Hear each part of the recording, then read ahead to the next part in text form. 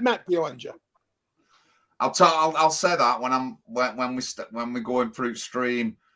So good evening, everyone. Big John here, Jamie, Lillie, and we've got Paul Rimmer. We may have Pat McGinnis. I'm not sure. He's a bit busy. So, but here's our weekly stream. The question tonight is, or what we want to ask is, what will Labour bring to the next government if they get in? Oh, that'd be some government that will make. Obviously, please follow our social media and all that. I'll put our website link up in the chat, the about section. And if there's one thing you do tonight, ladies and gentlemen, if you go to my YouTube, you look at my social media links, please join my DLive channel, my VK channel if you're on VK. Please join all my social media links and keep on that. And as well. So I mean, am I afraid of Labour getting in government? I am. But what I can tell you is that Labour. So let's just get it on. So that was 2018, and Labour had something like 38 councillors or something like that. 2022, they're down to just over 30. And this election, if it weren't for a couple of failed things in this election, Labour would have lost the majority in Oldham, which is a big Labour town for the past 20 years, Liberal Democrats before that. So nationally, people might not see change coming, but in Oldham, I do see it. And it's not just Oldham. There's plenty of areas across the United Kingdom where Labour are losing seats to independents and to other political parties. And I'm not saying Tories are gaining seats. They're not. But overall, both parties are losing seats. But the question is tonight, what will Labour bring to the UK if they get the next government? That is the absolutely big question. I'll just go through the chat. Good evening, Arlene, love. Yes, Craig. Roch, good evening, sir. DJC's Dashing Dark Drafts. Thank you very much. Nourished listener. Brilliant. Thank you very much, mate. On the way home, Pat's on his way home, tuned in. Yes, John, sorry. Budgie Burger, I hope you're all right, my friend. Mark Williams, top man. Serena, good evening, love. So we're all in. So, Paul, what will Labour bring to the UK if they get government? Well, it's obvious that the Tories are in meltdown. They've lost their appeal. Rishi Sunak does not connect with the British people. There's something gone badly wrong with this Tory government. Ever since COVID and then the war with Russia, the deposing of Boris Johnson, then the election of Liz Truss, and that was a disaster. Rishi Sunak was appointed, and he's made all sorts of promises which he's totally failed to fulfill. The big one, to stop the boats, and he's given the French huge amounts of money, hundreds of millions of pounds, to police the coastline and stop the boats coming to England. But it's worse than ever. They're pouring in day by day, and this invasion isn't just by these boats; it's by boats and planes and trains. Last year, our gross immigration was over 1 million for the second time. It's the record. So this country is being transformed demographically. The white British are being replaced in our own country. We're being dispossessed by the Tory government. So what are they going to campaign on at the next election? What are they going to promise us? Economic competence. We've seen debt spiral. We've seen taxes. Taxes have gone up under this Tory government. They've now just put up the threshold for income tax. They're raising record amounts of tax. We're not in a good economic situation at all. So Labour are shoe-in. the shoe-in. They're going to win the next general election. We're looking for a Labour government just by default. It's an open goal. And what Keir Starmer's done is he's just shut up the Labour Party. The Labour Party effectively has no policies, so we think, so they can't be criticised. But of course, they have a huge agenda which they want to fulfill when they get back into power. Number one, they want to take us back into the EU. And this is what it's all about. The establishment want us back in the EU, and they're engineering a Labour election victory. And it's like in 1997, it wasn't so much as Tony Blair was this great new shining light. John Major committed Harry-Carry deliberately. The establishment wanted a Labour government because they feared the Tory Eurosceptics would take us out of the EU. The establishment are part of the globalist elite. They want us to be part of these international blocs. They want us to be ruled by Brussels. And you talk about conspiracy theories. These people conspire behind the scenes. They decide what agenda they want, and they fix the politics and events around that agenda. And they want us to take us back into the EU, back under the control of Brussels, back into the bloc. And they're now conspiring together, the Tories and Labour, their grandees, as it were, are working out a Labour victory. So I think they're almost certain to win the next election, Labour. But if you strip Labour away, what you get is an anti-British, anti-white, and anti-Christian party. And they will go to war on our nation, our national heritage, our national traditions.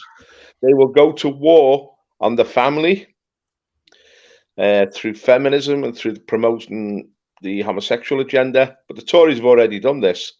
But they'll go one step further, Labour. They'll be more radical than the Tories, and they'll begin to attack our children.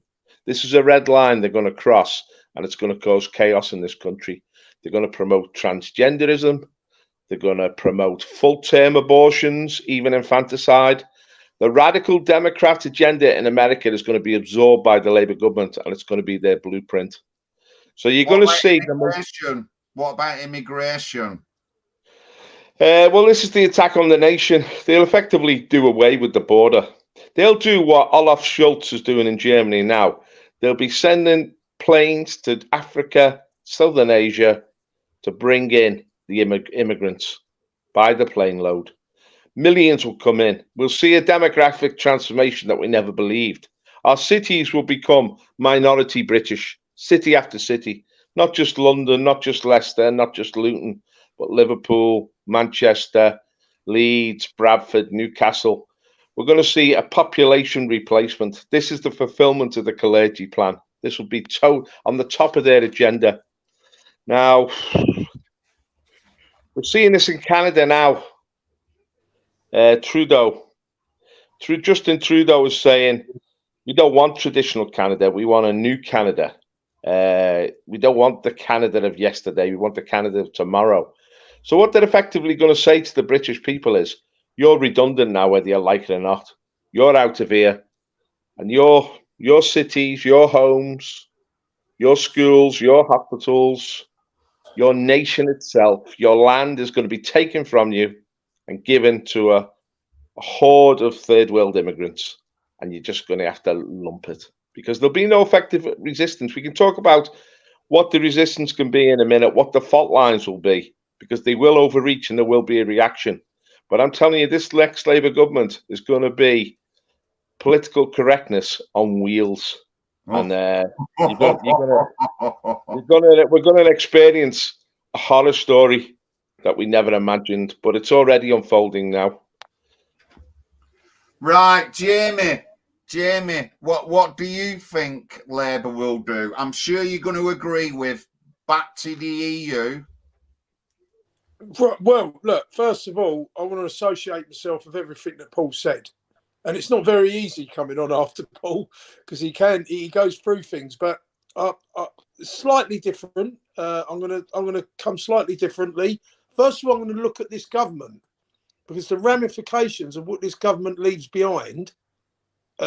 He's gone there, Paul. Where's he gone? I'm still here. John's just gone.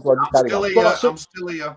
Oh, right. The ramifications of what this government's going to leave behind is going to give the Labour Party the excuse to do it. First of all, I'd like to say what the Labour Party are, what the progressive Keir Starmer, Tony Blair Mark II is. I mean, we see the Corbyns and the Corbynites, and we've all seen Piers Corbyn as well. And I'm no friend of the Corbyns, right? That's both of them as well. I don't hate Piers Corbyn. I think he does a lot of stuff, but he's not my mate.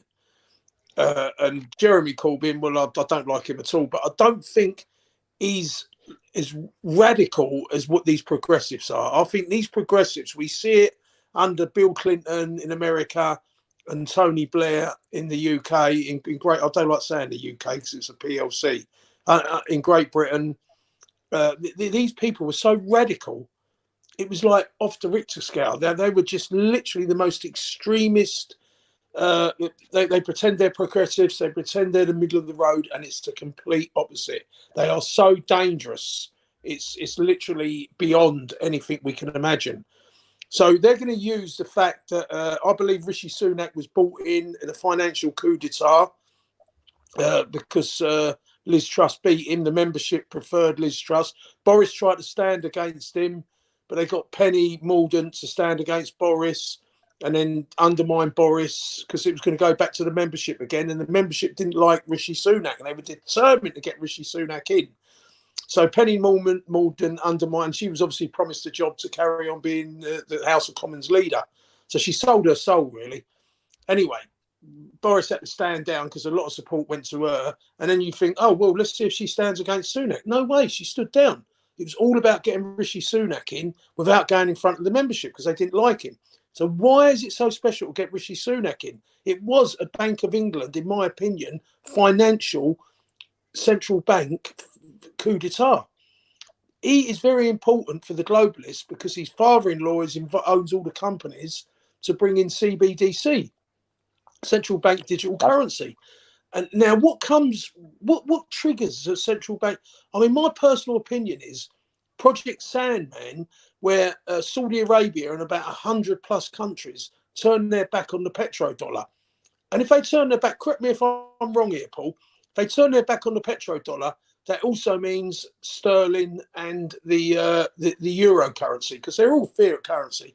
The whole lot comes tumbling down as trillions and trillions of dollars that have been used worldwide will all come back and they'll be worthless. Sorry to butt in, Jamie. So I'm writing points down. The first one is back to the EU. That'll be a major one. Number 2, anti-British family. Number 3, borderless democratic change. So then your section where you're going on about money, how do we frame that? Should we economics? Say money or economics, it gives Keir Starmer. He won't even ask the British people. See, they're not democratic, the Labour Party. They dictate to the British people. They're that radical that they will take us back into the EU because this crash that's going to come is going to be so radical, this economic crash. And it's going to... It's going to be part of the global economic push then, would I say? Yeah, basically, it's all planned. Encompass the cities, borderless, cashless and all that, yeah? This is the global reset. Yeah. Basically, they want to have us all using digital money because they can control everything then. Yeah. This is world domination by the banks. Now, all this is going to be, Labour are going to be totally globalist. They're not going to have any interest in the British people and what the British people think or say, as Jamie said. They come to rule over us and dictate to us. They've got a blueprint. It's the globalist blueprint. It's being used in Germany now. It's being used in Canada. And it's being used by the Democrats in America. And they're going to will that same blueprint. But there will be resistance. And we've got to look at what the fault lines will be. What will be the obstacles to them actually imposing that agenda and how we can resist them. Because I think they're going to engage in overreach, just as Tony Blair did. What brought Tony Blair down? Wars in the Middle East. He didn't even anticipate going to war, did he? But he overreached. He took the British into the Gulf War, into the Afghan debacle, and of course into the invasion of Iraq. And that caused a lot of problems for him and eventually led to his downfall. We're going to get wars with this Labour government. The globalists love wars. It's the way they dominate the globe. It's the way they feed their money to all their donors. Wars cost trillions of dollars, and the globalists will fight them because they can use that money to pay off their supporters. But they've got a formidable foe in Russia and China, and this is the reality. It's not going to be an easy war. So, getting back to the financial crash that's coming, it's going to be so bad that people won't be able to draw money out. Any money they've got in the bank will probably be gone. I don't know how they're going to. I have no idea whether you're going to get refunded back your money. I hear that you're not allowed to have more than £20,000 in a central bank digital currency. But look, I'm not going to go into the details of it. The fact is, the central bank's going to come back as the saviour. Banks could be closed and bankrupted. They're all going to go bankrupt, basically, for a week, for a month, for 2 months. We don't know. It can't be too long, though, because it create chaos. You know, we live in a just-in-time supply of food in the supermarket. So I just don't know how long this is going to. It can't be too long, but it's enough time to make. And then they come back as the saviour. Come in, is our banks, and then everyone will sign in and to get their debit card loaded up. Now, let's just move on from that, right? This is a massive collapse. This is how the Tory party, no one's going to vote for them next time because it's going to be so bad. So that's how what Paul said. It's a shoo-in that Labour get in. So now Labour will use this, right? They will use this to say, look at those Tories. They wanted Brexit. Look how they destroyed Brexit. The whole economy come collapsing down and it's all been destroyed. And we have no choice but to take you back into the European Union, which is a major branch of the one world government, right? So now in May next year, according to Andrew Bridgen, I do watch him on occasion, he said that the World Health Organization will get their mandate to take sovereignty over of all the Western countries in the next pandemic. So that's May next year. Now, around about that time is when we're going to have the general election. So we've got probably less than a year, maybe about a year or so, when the next I'm not sure when it comes in. Is it a fixed parliament now, isn't it, Paul, or something? No, I mean, up to 5 years. The Tories can stay in power till December 2024, so still got one and a half years. So we've got 18 months. We've got 18 months. Probably will be in May. They like to do it in the summer. Anyway, we'll see what happens. But come May, the WHO have the power to call a pandemic around the world. And then they take sovereignty over of every country that signed up to it. And I think every country in the Western world is going to sign up to it unless we all push back in the most extreme ways to frighten them. So when that happens, right, you'll get the Labour government in, and sometime during the period of that Labour government, there will be what I would call a fake pandemic. And they will take control. There'll be people drop in. It'll be worse than COVID. I don't want to go into details of it.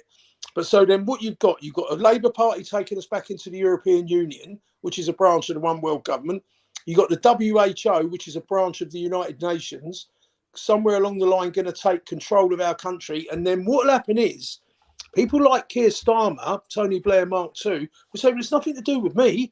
I never voted for this. The Tories voted for it. But they're the experts. So they take control. They take control of sovereignty. They take control of everything.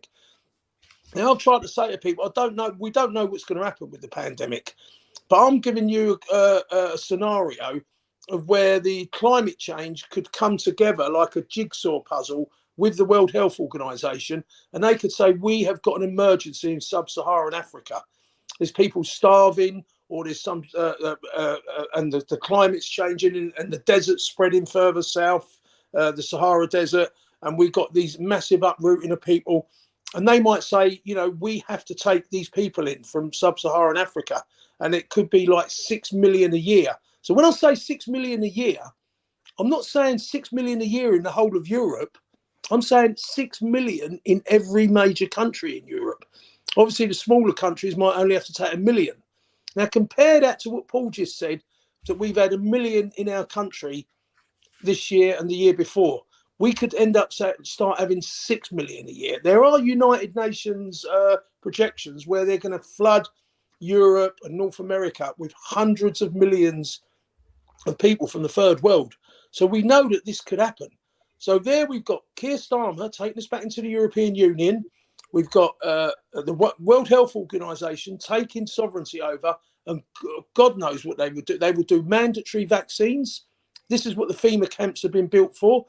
And in this country, built next door to crematoriums. No one about an eyelid when all their dead bodies are thrown in the crematoriums. Let's just stop there, Jamie. Let's just stop there, right? You're painting a picture there of a dystopian future, which is a distinct possibility. Yeah. Let's get back to reality, right? The reality is this. Our country and the whole Western world is in huge debt. Our debt is twice as our GDP. With interest rates rising because of inflation, it's very difficult to finance that debt. The cost of finance it is going through the roof. I mean, we're talking about an extra £150 billion for every 0.25% rise in interest rates.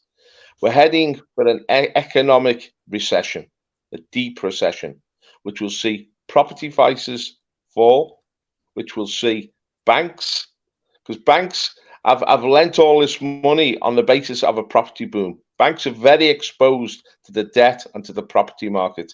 Banks could collapse. The government will have to step in to support the banks. That's more debt. They can't do quantitative easing anymore because of inflation. Labour will get in power on the promise to pay more to the unions in the public sector, to build houses, to bring in more immigrants. That all costs billions and billions and billions. They won't be able to do it. Instead, they'll have to finance an economic recession. So they're going to be batting on a very sticky wicket, Labour. So this is an opportunity to resist them. I think that's why that's the first thing I want to say about resisting them. But we will have to resist the Labour Party. The problem is, John, is there any political force out there to resist them? Like, we don't have a MAGA army in Britain, do we? No, we don't. Right. So we don't have a MAGA army, but I think that independents and hyper-local political parties such as the NHPUK is certainly the way to go. I've showed that in a lot of places, independents are winning seats. And in the next general election, I'm confident that we'll see independents and some hyper-locals, getting Member of Parliament seats and a lot of change. So I do see it. But let's just go back to the EU. They're definitely going to go back to the EU. I think that's what Labour support initially. I think that might be Pat. Oh no, it's Jamie back in. Sorry, again. I don't know what happened there. Anti-British and woke and family. Yeah, I agree, but they're going to struggle on the family bit because Muslims aren't having that family thing, and more of them are coming forward all the time. So I'm not sure how that's going to. That's going to be a fault line, Jamie, because the Muslims, right? The Muslims are part of their agenda to dispossess and replace the British. The Muslims are the foot soldiers, really. They're bringing them in by the millions. We're seeing the Muslim population in Britain explode. The Muslims are not concerned with the woke agenda unless it begins to impinge on them. If they leave the Muslims alone in their schools and their communities, the Muslims will allow them to push the woke agenda. But if it steps on their toes, they will push back. But what we've got to look at here is Ireland now, the Varadkar government in Ireland, what they're doing. They're bringing out the most draconian hate speech laws ever in Europe. Basically, if you criticize immigration, even if you criticize government policies, you will be committing a crime. It's the end of free speech in Ireland. And I think Labour... Where did that come from, Paul? Sorry? Where did that come from? That's coming from the Democrats in America. They're trying to push these hate speech laws. It's come from the WEF, from Klaus Schwab. Well, ultimately, yeah, everything comes down to these globalists. Yeah. But Keir Starmer, when he was in power under Blair, he imposed all the hate speech laws then. He tried to get me 3 times, throw me in prison. He failed 3 times. They will really push this control. So it'll be difficult to campaign against this. But as I said, the big danger always for the left is overreach. The left go too far, and they cause a reaction. What I'm interested in is how will the British react? Go on, John. They've gone too far on woke and breaking up the family. That's what the left are doing. That's one of the faults. Borderless and demographic change. That's absolutely obvious. That the census this year has shown that there's been a really big demographic change throughout the country, not just in certain areas like it used to be in the 90s, like London. So that's on board. That's correct as it goes. And then obviously will Labour push digital 15-minute cities and all this lot? I do think they'll do it. And why I think they'll do it is because it gives them more money. Oldham threw into the CAS tax scheme because they knew that they'd get money, good revenue off it. And a lot of the councils, because we're run down and we don't have any money and we've just got pure poor people in, I can see a lot of councils going for the ULEZ and the CAS tax and these sort of things. The 15-minute cities are pushing it, and there hasn't been any big, they haven't like kicked off about it yet, and they wouldn't have started these 15-minute city trials if they didn't think that that's what they was going to do in the end. That's how it works when you do these trials. You know, you don't get to that section of a trial where you're putting up cameras unless you're going to go further, and it is going to happen. So I would say 15-minute cities is a big issue, and that's going to flag up loads of people right now, and loads of people off the right and the left. More draconian rules such as COVID and things like that. Yeah, definitely. They're still pushing for people to get the jab. My mum's had letters about it. I've had letters about it. Will there be another like kind of so-called outbreak? Certainly. And all these things they'll use to control us like they do. But I mean, I just want to be a bit of devil's advocate, because voting and democratic democracy, Labour in the Labour ranks are pushing for the what's come in is proportional representation has come into the Labour ranks now. Once they get power, John, they'll just dump that. So you always say that when they're in opposition. Once they get power, they drop it like a hot brick. You're totally right about social control. Labour will go for social control. But there's another agenda we're totally ignoring here, which is really important, is that not only demographic change. Now, in a sense, the white British have been conditioned to accept demographic change now. There's no resistance.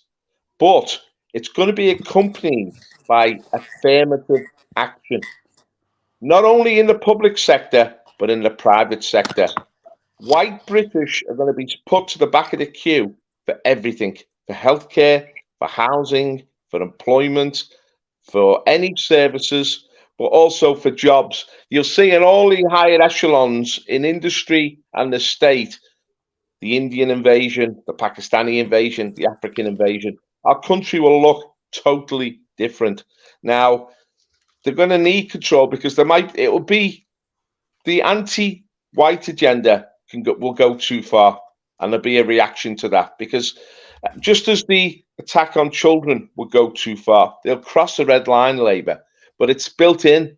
That's their radical agenda. That's what they desire to do. They will push and push until there's a pushback. Don't forget, in the last Labour government, the BNP got 1 million votes. The BNP came from nowhere. UKIP came from nowhere and became a massive challenge. There was a reaction, because ultimately, when you're paying the taxes, when you're seeing your heritage taken away, when you're being dispossessed and pushed out to your native areas and then taken out of employment and employment opportunities drop, eventually people say, this has gone too far. We feel like we're losing control here. Now, in Canada, They pushed too far with the controls, and the truckers reacted, didn't they?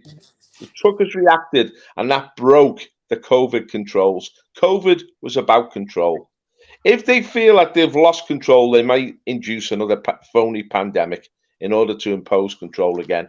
But this is the overreach that the left do.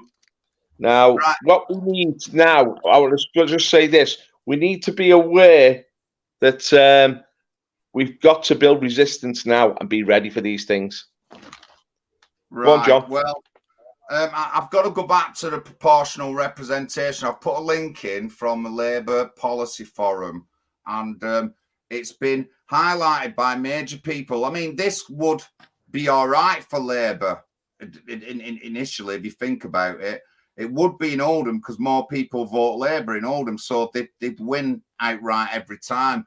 But locally and right down to local level, no, it's a bit different. But it is in the Labour policy, and I'm not. You did say they might ignore it, but I'll hold you to that. I'll keep an eye on this, and we'll see what happens next. Can I speak on that, John? But I had to throw it in because with a lot of us shout for this kind of thing, and I just wanted people to know that Labour are supporting for going for proportional representation. But everything else, I agree with what both of you two said. I absolutely agree.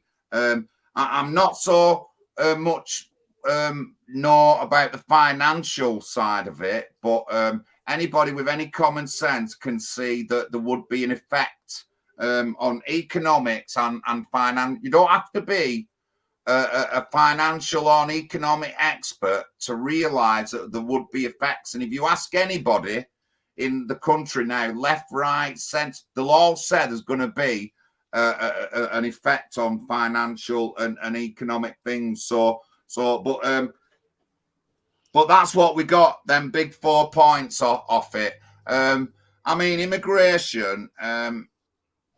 Yeah, I do think they'll go borderless, the Labour government, and they will be pushing. And because they have big lobbying groups, they'll get away with it.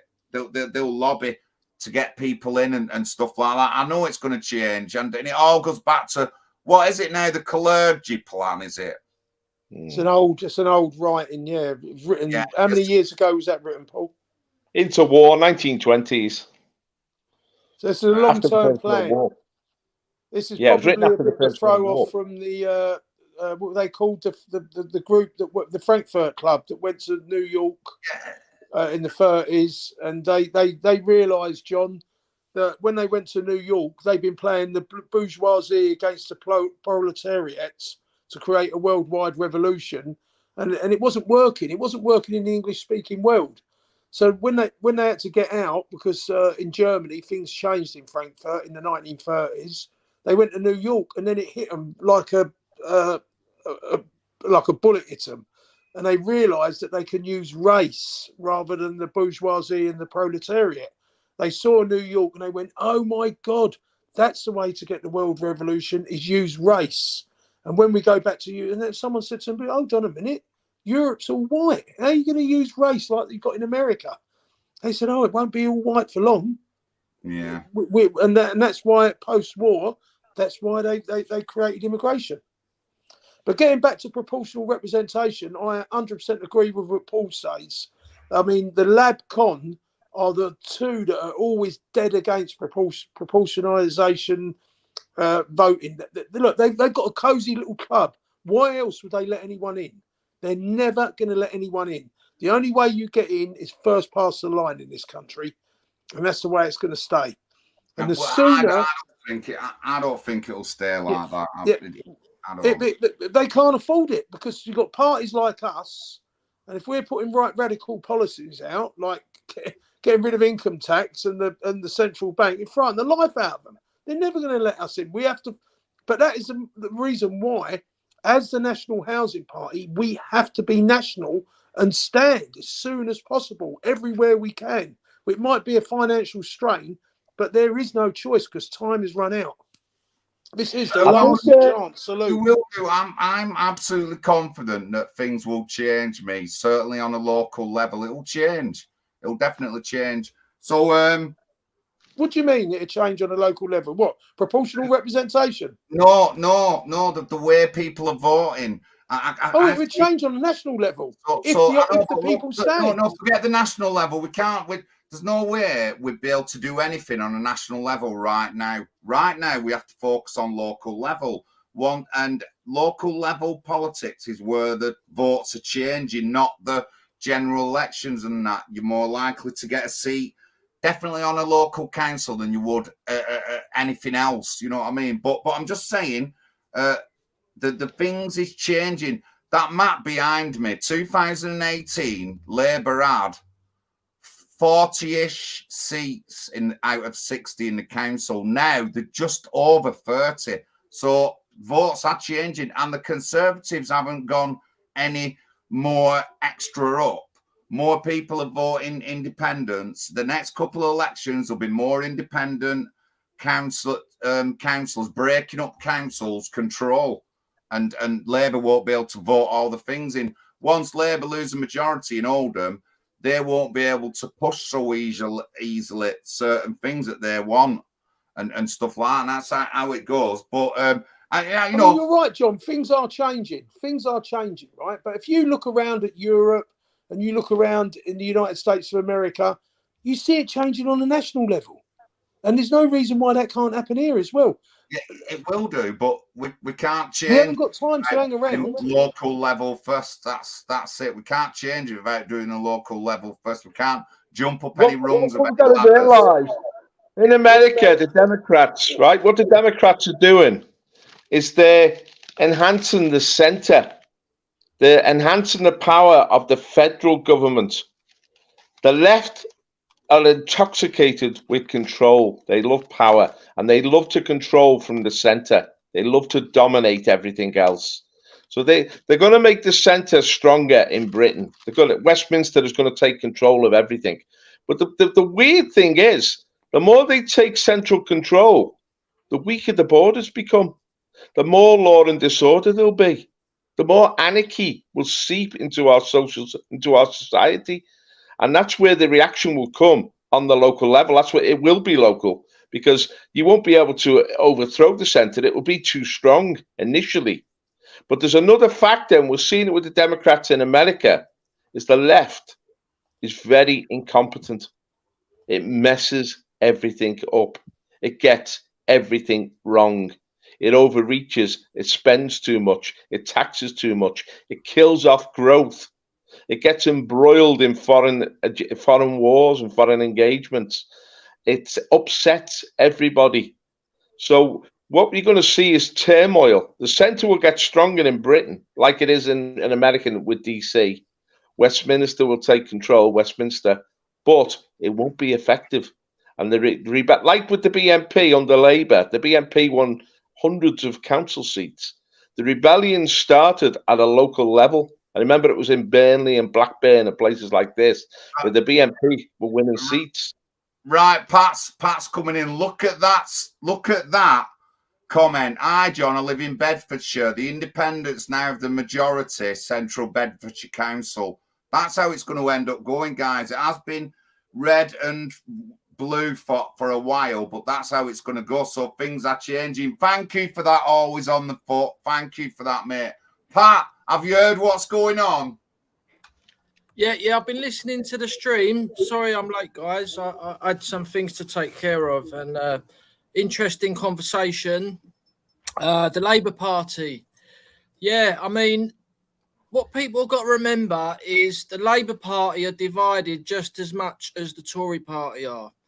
You know, you got the Corbynites and the Blairites in the Labour Party. And I've got a Nigerian friend, and his sister said that she went to this African club where they do this African dancing or something, yeah. And she said she couldn't believe it. There was about 400 Corbyn, white middle-class lefty Corbyn supporters there celebrating his 40 years in politics. So people have got to remember that the Corbynite people are still in the Labour Party, and you know, you got Keir Starmer, the Zionist side of it. They're going to split in half. There's no doubt about it. And the same with the Tory party. They are literally torn down the middle. A lot of their MPs are resigning. But in terms of going forward, the reason we're not in a position to bounce back when the collapse happens, because the Lib Lab Con is going to collapse. I'm certain of that. That's why me and John started the party. When the collapse happens, we haven't really got anything about. And the reason for this is there's one name. The reason why there's nothing in place, like there is in France, like there is in Italy, like there is in Sweden. There's one person responsible for this, and that's Nigel Farage. He is responsible for destroying the BNP. Then he destroyed UKIP. Then he done a Brexit party that's dissolved, and now he's involved with Reform UK. And he's not stupid. He knows that when the general election comes, he's not going to win hardly any MPs because they haven't got any local councillors elected. This is just, it's obvious common sense. So Farage is, in my opinion, Farage is the biggest problem we've got, because so many people still believe that he's the saviour, and that's why I don't like any of the Farage party. So, that's my take on the Labour Party. But yeah, things are changing, definitely. And in France, because of Marine Le Pen, there is no Labour Party or Conservative Party in France anymore. They brought in Macron to stop her, which they successfully stopped her the first time with Macron. The last time, the second time, it was a bit much closer. And the next election, the National Rally could take power, I believe. And we could be in that position if it wasn't for Nigel Farage, because Farage took hold of the Brexit campaign, which obviously we needed to get behind. I'm not doubting that. But he was responsible for destroying the party, what would have become the National Rally in the UK. Well, we don't have proportional representation in Britain, so it's really difficult for these. One thing about proportional representation, the Labour Party, correct me if I'm wrong, but the Labour Party are campaigning to bring it back, to bring it in. Has anybody only in opposition? Once they get power, they just drop it like a hot brick. Pat, we don't think it'll happen. Now, the thing is, Pat's talked about the division in the Labour Party. It's true. And it really caused problems for the Blair government, and it will cause big problems for the Starmer government. But the Blair government overcome it, and so will Starmer, because it's who controls the higher echelons. I mean, they'll run their parliament with an iron grip, just like the Democrats do in America. They'll keep control of Westminster, and that's where the power is. As for Farage. Go on. Do you want to say something, Jamie? Yeah, I don't see the split in the Tory party and the Labour Party. Both the Corbyns have been kicked out of the Labour Party. Jeremy and Piers, they're not in there. They've got it. Look, this is why they're so radical and so dangerous. When Corbyn was in power, he didn't go around kicking Keir Starmer out of the party. They're actually the moderates. The real extremists are the Blairites, who Keir Starmer is Tony Blair Mark II. And they kicked the Corbynites out. Now, if you want to look at the Conservative Party, the Brexiteers are becoming an insignificant minority. And I mean, another thing. There is no divisions. They've got it under control. People say that we've got the most difficult electoral system in this country, yeah, but in France it's even more difficult, because once National Rally get to the last round, the whole country can get behind the other candidate to beat. Well, that's what's happened in the last two elections. So technically, it's even more difficult in France. And to be honest, the change is coming. And when we do get in power, our sort of politics, we should keep that system so they can't get back in power, if you get what I'm saying. Well, we won't. It'll be too late. We need to go. Look, we're called the National Housing Party. We put local to one side. Let's propel our power nationally, because within 18 months it's going to be too late. If you can see what's coming on with the WHO, with what they're going to bring with them, right? And remember, rejoining the EU, and guarantee you this, that Keir Starmer puts in the Schengen thing where there'll be free movement of people. So we'll be in the Schengen thing. We'll have the WHO. Both of these are branches of the one world government. Let me just interrupt there, Pat. I just want Pat's thoughts on so if Labour get in power, the 15-minute cities and the cut and the ULEZ and all that lot. Look, what people got to understand, right? When the thing falls apart, we can't fall into the trap of voting Tory to keep Labour out, because that's what's been happening for the last 60 years, and this is the mess we're in. So Labour's going to win it. There's no doubt about that. And we just got. That's not 100% guaranteed, in my opinion. Well, that's your opinion. I think Labour are going to easily win it, and we just got to sit back and watch them fight, because they're going to divide into two parties. They're already divided. The Corbynites have been kicked out, Pat. They're gone. They're not all kicked out. Well, Jeremy's gone and Piers is gone. They're not in the party no more. No, there's loads still in there, Jamie. And but the thing with Starmer is he will have an iron grip on the Labour Party. Yeah, just as they won't stand a chance. And like George Galloway was kicked out, they'll just kick out anybody. Don't forget, it's going to be really a lab-con government. They're going to be working in harmony. Rishi Sunak and the other guy, who's Sunak's Chancellor of the Exchequer? What's his name? Jeremy, I was going to use that swear word, but it's Jeremy Hunt. Yeah. Jeremy Hunt, yeah. But what I'm trying to say is that the Labour Party traditionally had real socialist, red wall sort of people. Forget about that. And they're not going to support Labour anymore because of their right wing approach. The only way we're going to stop this as well, he's pro-Israel and all that. And the only way we're going to stop this is put nationalist parties there. We got to put. You said we got to get people to stop voting Conservative. Well, the only way you do that is put nationalist parties there. If there's no nationalist parties there, people will vote. Well, they don't want to vote. The stink is going to be so much coming from the Conservative Party after the financial crash, and then we've got to have a digital currency, that no one's going to vote Conservative. This is the time for nationalist parties, and if we don't stand, it'll be reclaimed. Right. It'll be cashing in. Big time. Just 2 minutes. Let me have 2 minutes. So, thank you very much. Always on foot there, showing us that what I'm saying about independence taking over is happening, and it's happening in central Bedfordshire. And I'll put a link up to a video of the historic moment for independent councillors in Bedfordshire. So, thank you very much, always on the foot, for that. It just confirms everything I say, and I have been saying for quite a few years about the changing and the smell of politics changing. There's a by-election in Bedford. There's a by-election there in Bedford. Be interested in independent stand. Of Bedford. Mid-Beds, isn't it? Mid-Bedfordshire. Yeah. Another Tory. Now, can I come in about...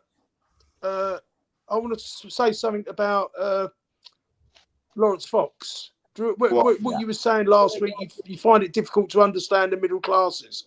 Lawrence Fox is a very important person, because a lot of the middle classes, they vote, they're supposed to vote Tory, but a lot of them vote, they're cultural Marxists, they vote Labour. But what Lawrence Fox does with his anti-climate change agenda, and now his anti-vaccine agenda, he's going to split the middle classes. A lot of them are going to go to him. There's a possibility that they could go in, because they're not having. A lot of people are not going to put up with this climate change agenda, this transgender stuff, and this. The people are not happy with the vaccine, and they know that all the mainstream parties are going with this. And the middle classes are educated people. They're not going to vote LibCon. They're looking for an alternative to vote. Yeah, but the working class. The working classes have to put up with all the immigration and all their breakups of their families.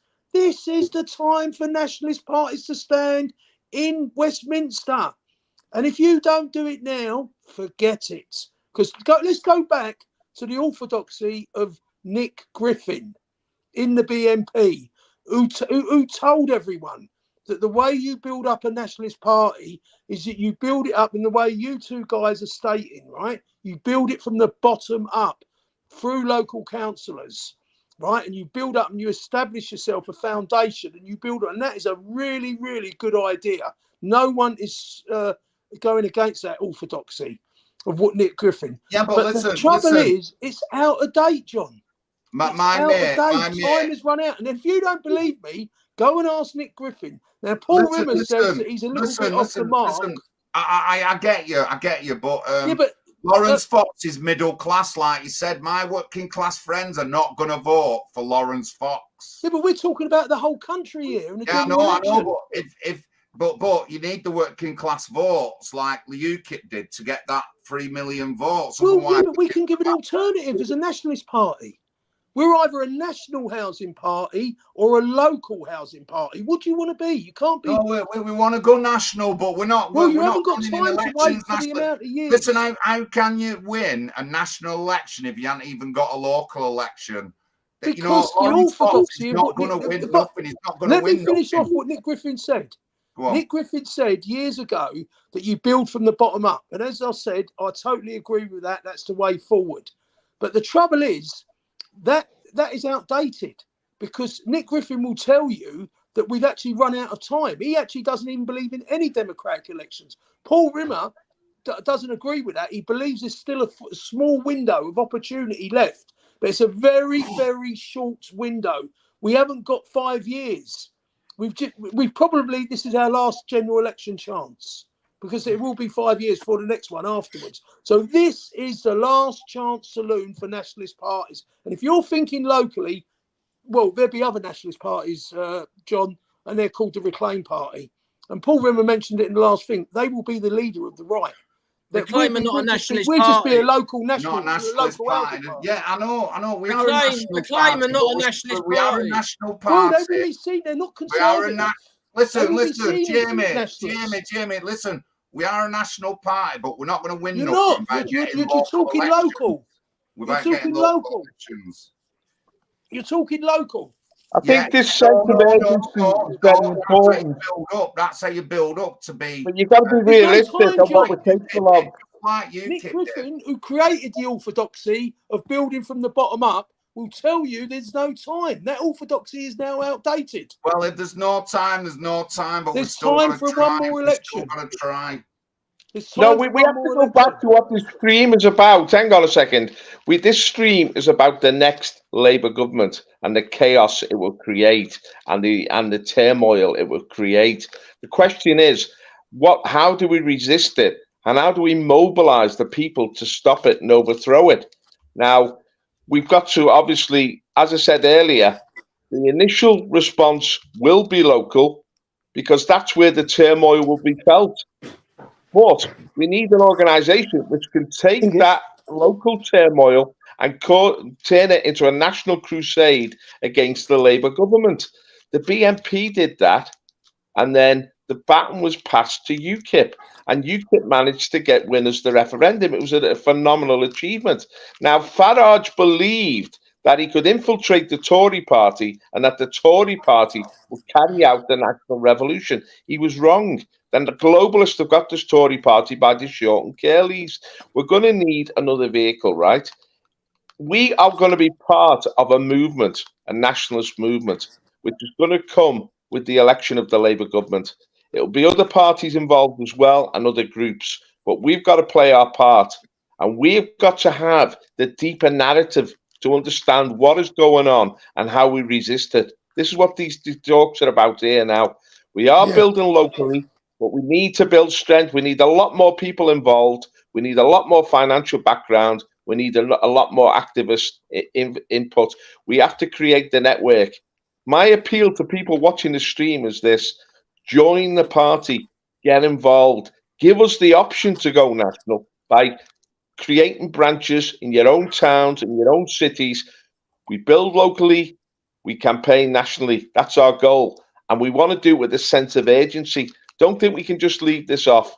The general election's about to come. We're about to get a catastrophe in Britain, like in 1997. And this time, there'll be nowhere to hide. As John said earlier, it's everywhere now.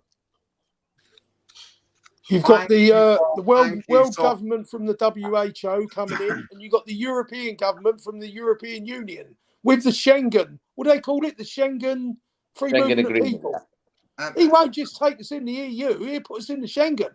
One last thing I want to mention. If the Labour Party would have been in government over the COVID like the Tories have, then the Labour donors would have made millions off PPE contracts. Although the Tories people related to the Tories lords has made money off PPE, the exact same thing would happen if Labour would have been in power. Don't think that they wouldn't have done that. Somebody in the Labour Party, some lord, some person here would have been making money. So they would have done exactly the same, even though they whinge about it now. They would have done exactly the same. And I have absolutely no doubt that the same things would have played out with all this PPE contracts being awarded to this person. It would have been a lot worse.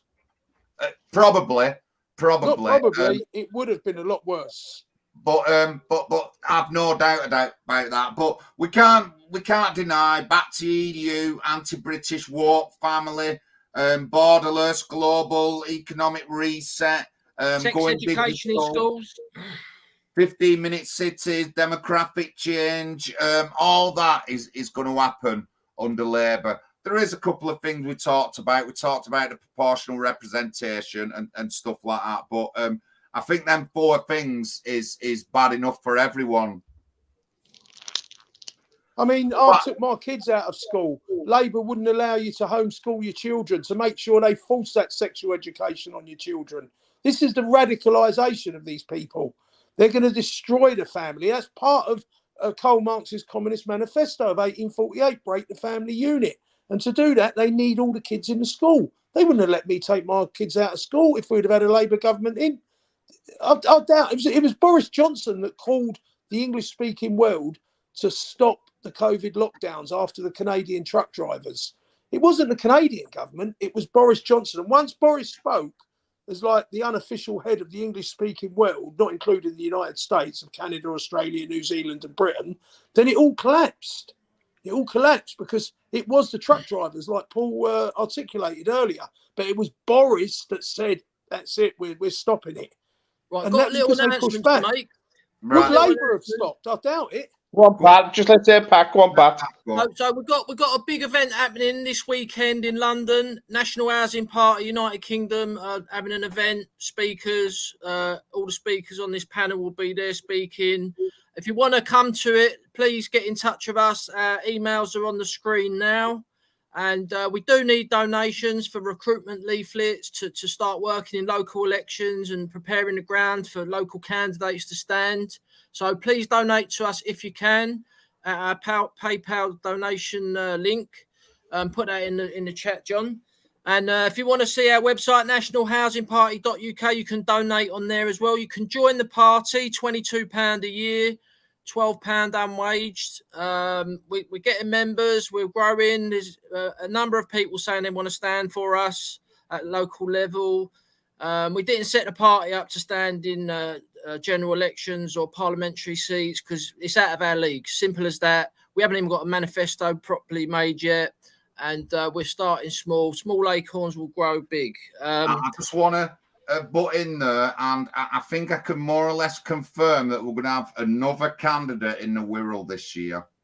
Oh yeah. Well, that's one of them I was thinking about, John. So basically, please donate to us. We do need money. We're not driving around in Range Rovers or Porsches, flash cars. We're just normal people with jobs. We're working hard and we're trying to save the country. Simple as that. And but we do need financial help. And check out this stream every Tuesday, 7 p.m. This is our party stream. And tomorrow we've got the Bible study as well, if anyone wants to get on board. Yeah. Bible study, everyone. If you email Pat, if you email Pat, and if you want to join Bible study, email and we'll send you a link. We are a Christian Nationalist party. And again, that was a live stream, guys. Thank you, Paul. Thanks. Fucking genuine hard work.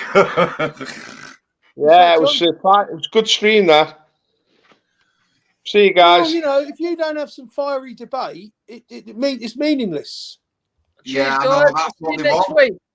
That's what they want.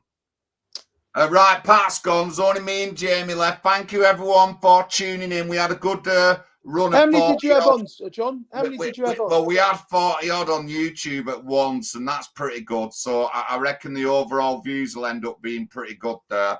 I couldn't see really, we didn't really have much on Facebook, but in the future, I want to try and get someone to be an admin while the Facebook page is on, so I don't have to do it. I can't see none of the comments. I have to get my laptop going and my phone going at the same time. So I can see.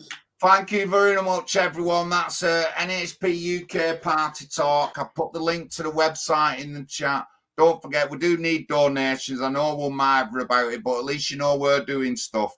And I just want to, again, confirm that if Gary runs for us next year, Gary Burgin, we will have two... if Gary runs for us in 4 years, we will have two candidates in the Wirral running.